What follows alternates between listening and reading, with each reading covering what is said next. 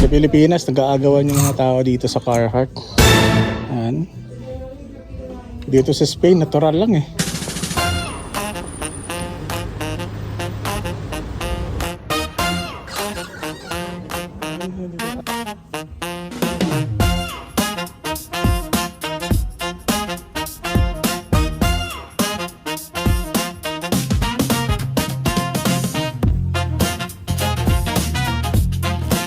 So, may mga packet din sila dito.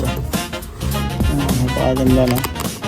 Ang dami nilang Carhartt. May mga pants, mayroon ng medyas, damit, tapos mayroon mga pang formal. Napakarami ng Carhartt dito. May mga bonnet din sila.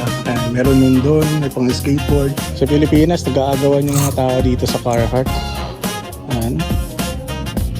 Dito sa Spain, natural lang eh. Natural lang tong Carhartt, lalo ng mga ganito. May mga bagong design din ng Carhartt whip.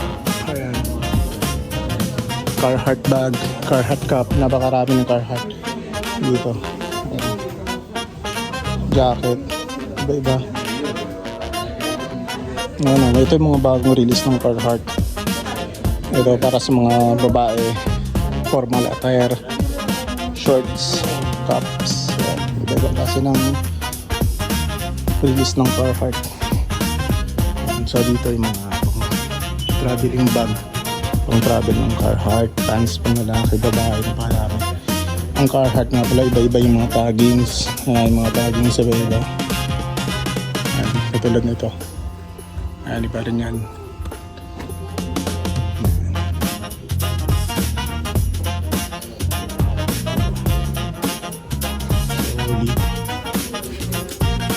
Ito mga Carhartt jackets,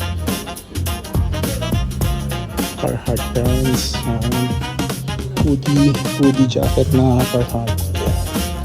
Palagi ito pipilian. Ito sa Pilipinas pinagkakaguluhan ito eh. Ang price niyan dito is nasa 179 euro. So it means in the Philippines mga nasa 10,000 pesos. Napakadaming Carhartt. Kasi ito pa yung may iba nilang klaseng sombrero at bagong release.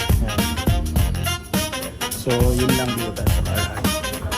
Yun guys, gusto nyo ba magkapera habang naglalaro at may chance ka manalo hanggang 300,000 pesos? Ano at paano? Download mo lang to, nasa comment section ng link.